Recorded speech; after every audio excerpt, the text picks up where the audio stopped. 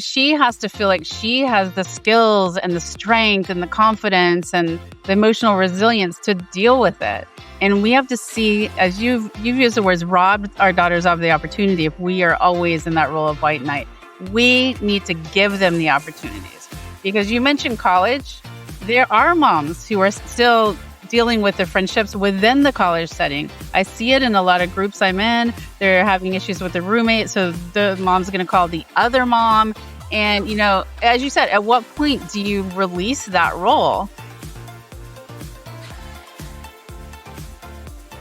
Hello, and welcome to the Positively Healthy Mom podcast. I'm your host, Laura Ollinger, teen and young adult well-being coach and founder of Positively Healthy Coaching. So today, I'm super excited to introduce you to Sheri Gazitt. She is a global friendship expert, speaker, and founder of TeenWise with over 30 years of experience and a background in counseling psychology.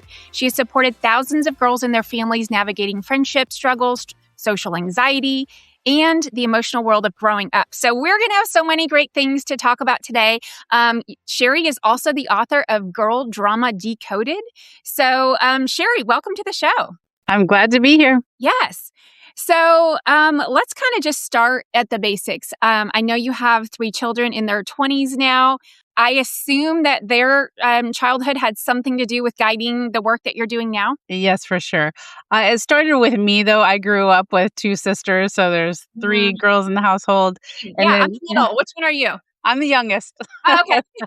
Yeah, so that kind of shaped, I saw all of this going on, right? And then I have 3 daughters, so I saw them going through all these things.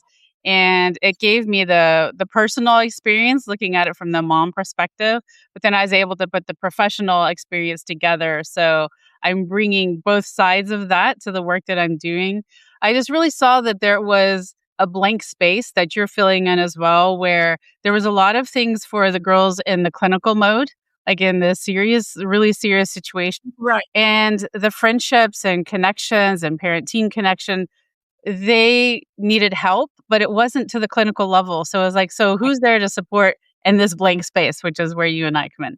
Mm-hmm. Exactly. I love that. And that's how I think of it as well, as just like this wellness spectrum. And, there's so much opportunity for kids who are, struggling a little bit, but like you're saying, not to the clinical level. Mm-hmm. So I would love to first talk about something that you have found important, which is there is the societal message that people say when they're trying to make an excuse, and I love to hear your perspective, for bad behavior amongst girls. Girls not treating each other nicely, and people typically say girls are mean. Girls are so mean. Or I've also heard it like girls are so hard, right? Girls are so much drama. Like you could kind of iterate from there, but tell me why that message is harmful to our children.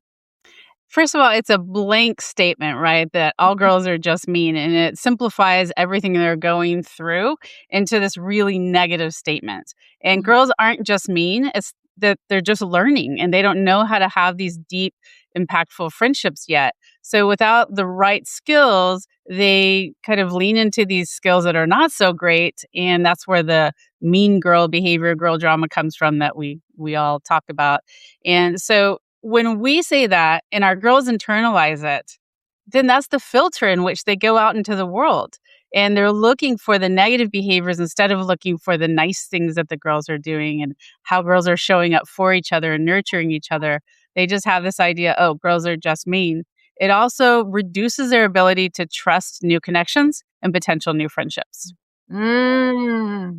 Yeah, which can be hard because as we know, new connections are hard for girls. It takes years to develop the trust and the bond where guys could just go throw a ball. We're good. We're friends. Or, oh, we watch the same, whatever. But girls take a lot longer to really form those deep trusting bonds. And so I can see how using that broad language, just very blanket language, can create a bias even within the girls' minds when they're kind of exposed to these new relationships and they're like, oh, girls are mean. So they're looking for it. It could be in a given day, let's say a school day, I'm literally making this number up, but say a girl does 2 kind of quote unquote mean things and 8 nice things, but yet we're going to notice the 2 mean things, right? Because that's Right. what our filter we have. It's that cognitive bias, right? Yeah. It's Yeah. the filter that we're looking for. So I can see why. So what would be a better way when you are talking to your daughter or another girl in your life, someone that you might be coaching, but since we're speaking with the moms, most likely they're talking to their daughters, to reframe that so they could acknowledge maybe the hurtful behavior, but also not be making that blanket statement at the same time. Mhm. Yeah, what I tend to say is, "I wonder why she did that. There's something behind that." And then I will follow up with, "It's not excusing the behavior," you know? Um, Girls, especially if we're coming at this as a parent, get really annoyed if it sounds like in any way, shape, or form you're taking the other girl's side. So but it's just that curiosity, "I wonder what she's going through, or I wonder why she did that," but not saying, "And it was okay," right? And it just gets them thinking. And a lot of times if you say that and just leave that silence, they actually will say, "Oh, well, I know that somebody else was being mean to her, or she just broke up with their boyfriend, or I know she's depressed," things of that sort, where it gets them thinking about the other person. Yeah, that's a great response. And then it kind of puts the ball in their court to, yeah, kind of take those next steps, like activate the prefrontal cortex and really kind of come online to think kind of rationally and calmly. So, how do you advise the moms to hold those emotions, though, with their daughters when they are feeling sad or excluded or left out? Yeah, one thing we have to be careful of as we validate their emotions is that we are not validating limiting beliefs that they have about girls. So if they're saying things as they're emotional, right? Girls are just mean if they're repeating that. All girls are always hurting me. My friends always leave me behind. That we don't say, I know, I agree. That Mm, we're just there. It sounds like you're going through a lot. This sounds really tough for you right now, versus solidifying those limiting beliefs that they're carrying. Yes, I love those. I call those ants, the automatic negative thoughts or the Yes. cognitive distortions. It's kind of that extreme language. And those are words to look out for, for the moms listening, like always, never, Mhm.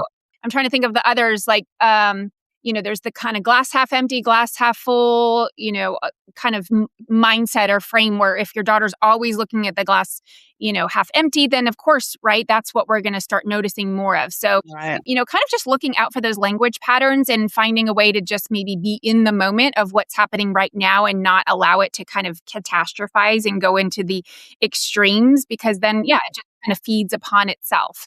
What other advice or feedback do you have for the moms whose daughter is, well, I know here the kind of the next thing we want to touch on is this idea of drama, right? Like girls are drama. Mhm. So, Yeah.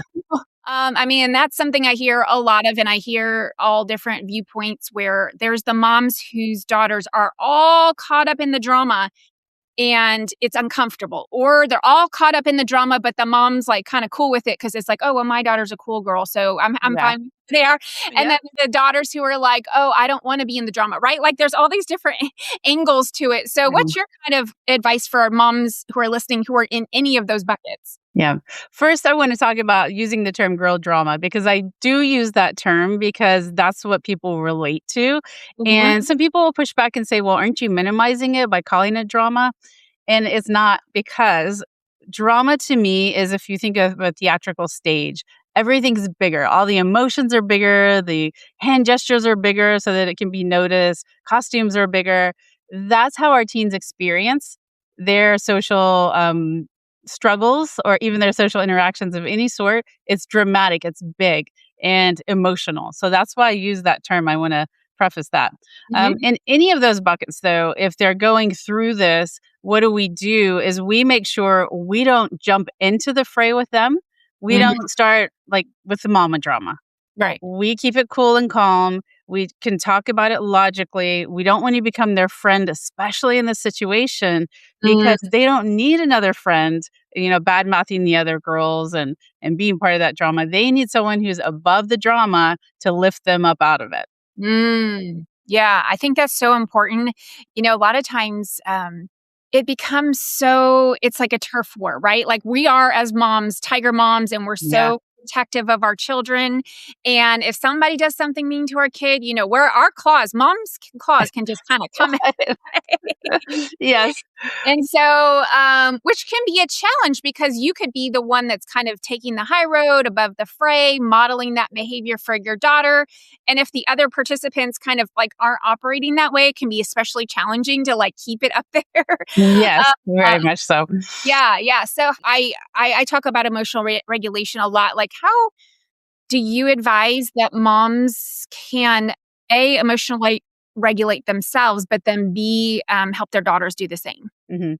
I think the first thing we have to recognize is that for us who are women, we've gone through something in our teen world. And many of these things, when we see our daughters going through it, it Mhm. triggers us. And it's almost like we're back in those middle school and high school years. Yeah. I see that, like the moms that were talking about, my kid's popular or not, or being bullied, that we have these filters, like this emotional backpack filled with stories that Mhm. we are interpreting what our daughter's going through. And that can really get our emotions going really deeply and really strongly. So we have to watch that first. Get our emotions under control, tame them, process them before we're stepping in to help our daughters. Because otherwise, we're just adding to their emotions. And if they see us losing it, they're like, oh, if mom can't handle this, there's no way I can handle it. I Mhm. think that's really important for us to be aware of our own emotions. Yeah, I'm glad you're saying that because it can be then about the mom, right? Like playing out her own Yes.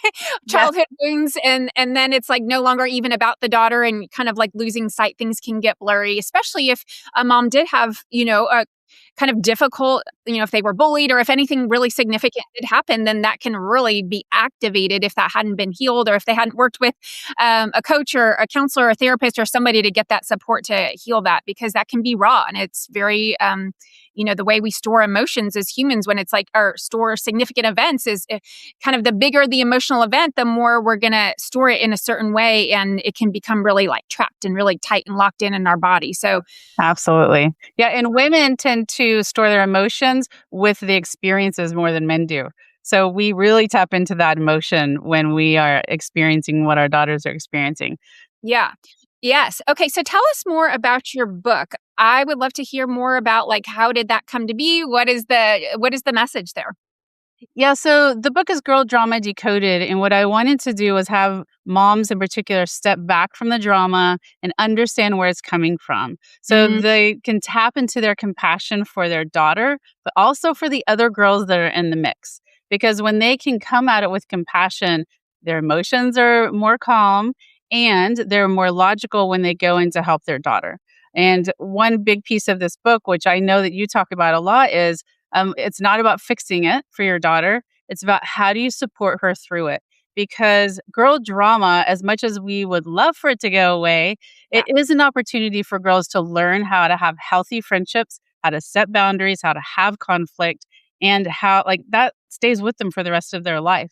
So when they get those opportunities and we don't step in to try to fix it, they really learn a lot about themselves, about the world, about relationships, and it's so, so key. So this book is it's written as a guidebook for moms that they can easily pick up. It's not super dense where they need to read 300, 400 pages.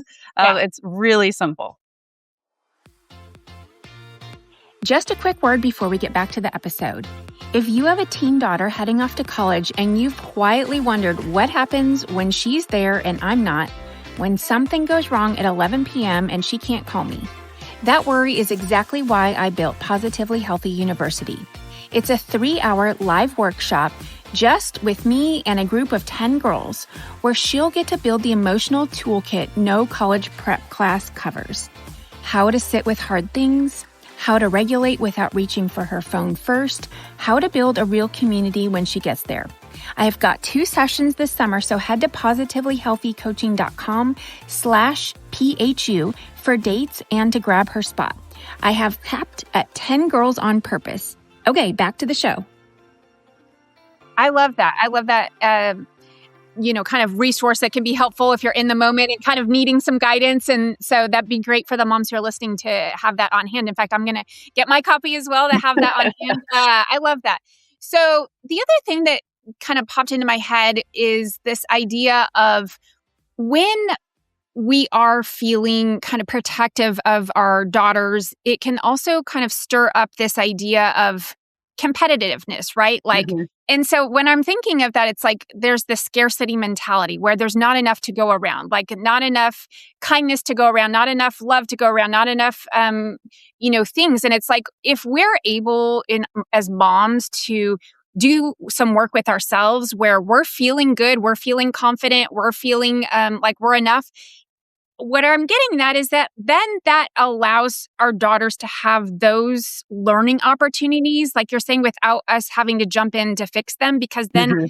we're above and we're kind of, not stepping into it with them, then we can better, I think, be supportive of knowing that this is a learning opportunity for them. And if we try to fix it and solve it when we go into that scarcity and get competitive, it's really kind of robbing your child of the opportunity to be able to work through that on their own, and kind of can affect their self-esteem because they think, oh, I need mom to help me. I need mom to fix things for me, or Yeah. I can't do it on my own. And it's not that they're ever consciously thinking this, but it can become a subconscious message that we're inadvertently not thinking that our child can handle things on their own. So what are your thoughts? It's like the drama triangle. So when we do that, we feel really good as a mom. Oh, I'm coming in and I'm fixing it. We become like the white knight in the formula.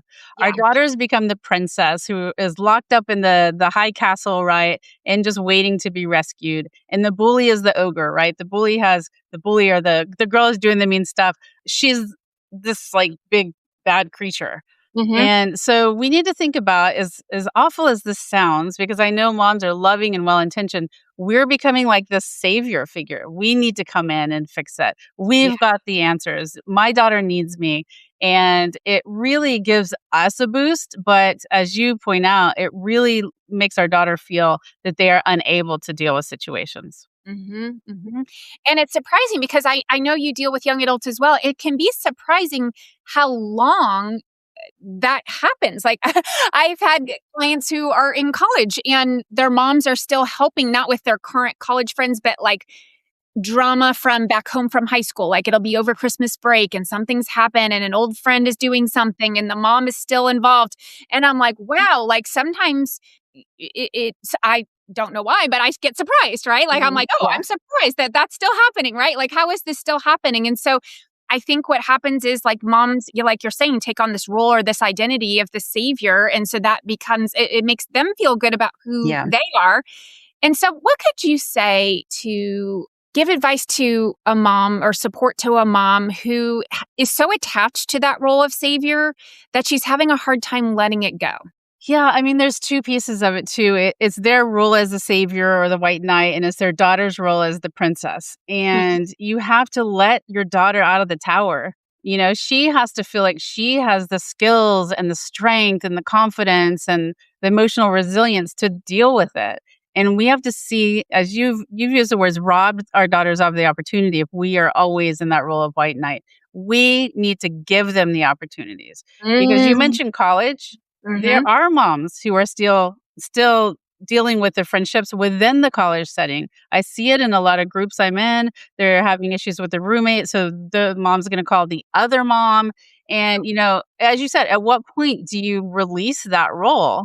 Yeah. And for someone who's so entrenched in my role is to be the white knight for my daughter, you have to let that go because it's not healthy for the mom and it's not healthy for the daughter. Yeah. And what I find is that, it's kind of just like any other habit in our life where if you're taking something away, it needs to be replaced with something because otherwise there's a vacuum. And so it's like, how do you fill that void? And so I think for moms, kind of my thought on this is like, okay, if you're going to step away from being the white knight and that's my identity, what's my new identity? And so maybe that's like a time when a mom can reflect on herself for maybe it's not even about being a mom. Maybe her identity is, oh, I'm now this other person where I do these other things and it's not even related to being a mom, right? Like kind of Yeah. filling that void in that way. But if she really is, when she's putting on her mom hat in her mom role, maybe kind of some things she could say would be, honey, I trust you to figure this out, or honey, Absolutely. we've had this problem before. What worked last time for you? And kind of just putting it back. So that way, in case the daughter is the one trying to stay as the princess, if the daughter's like part of that cycle, right? And she's trying to stay there, we're really giving her, like you said, giving her that opportunity, but putting it back on her, and also just like not telling, but asking, right? Like, Mhm. not like, honey, you need to take care of your own problems, but honey, how could you handle this on your own? Right? Absolutely, yeah. That's like the same message, but totally a different. Yes, yes. And having my kids are in their 20s, as you said, and having them call me from college, I will say, what do you think you can do? Or where can you turn for help? Or, how are you going to get support? Especially, the one that went way across the country.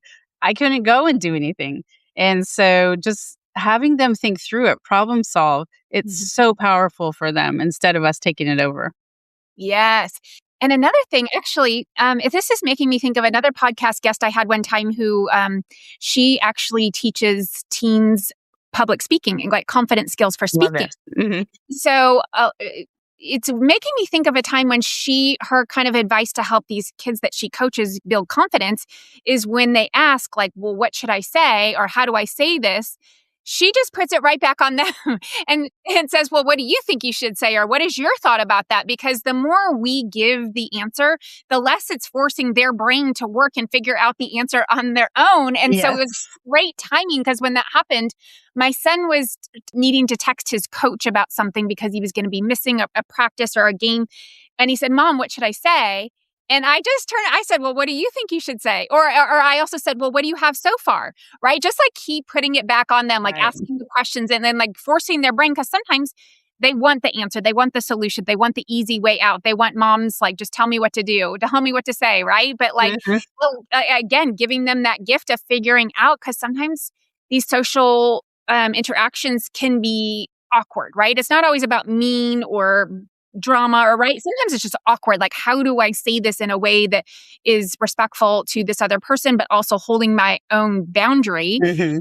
And so, like, getting them to figure that out. So, any thoughts or feedback about that? Yeah, I think it is like you said, you just got to put it back to them and not just like that blanket, well, what do you think? What do you think, right? But change it up, be authentic in asking that and get curious. One of the things that holds us back from doing that is we're like, I know, I have the answer to this one, right?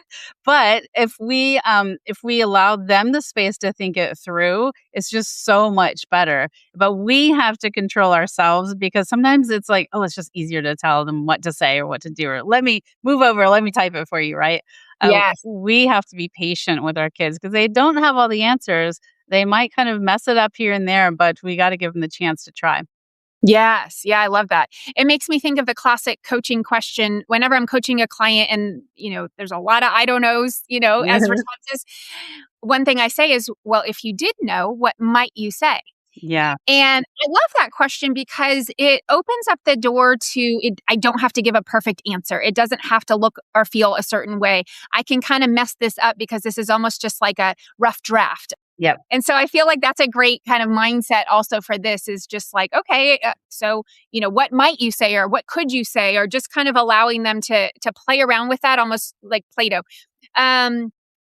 Okay, with just a few minutes we have left, I would love just like a few more tips for if your daughter is entrenched in, things that just aren't getting better, right? Like maybe it's Mhm. the thing because we're in April now. This episode will air in a few weeks. And, a lot of moms, I'm sure, are looking forward to the end of the school year because that means the end of the challenges that they've been struggling. Right.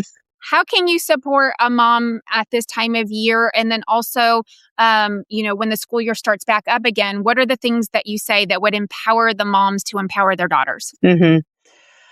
I think that one of the things is to realize that when the summer comes, there's a lot of power and potential in the summer to create the one-to-one friendships. So there's also a lot of shifts. If you're going from elementary to middle school or middle school to high school, there's a lot of friendship group shifts. So there's a lot of opportunity there. But the summers are an amazing time where you can try to connect with someone one-to-one because you're out of the social hierarchy that's in the school system and Mm. or how whatever the sports team or whatever these girls are on. So it gives you kind of a blank slate almost to work on friendships, work on the skills, work on the emotional resilience. And then when you go back to the next school year, instead of just thinking and hoping it's going to be better next year, have a plan.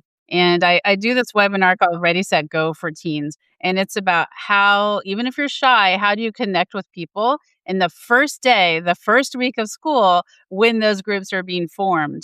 And so having that plan, the skills, that's really powerful.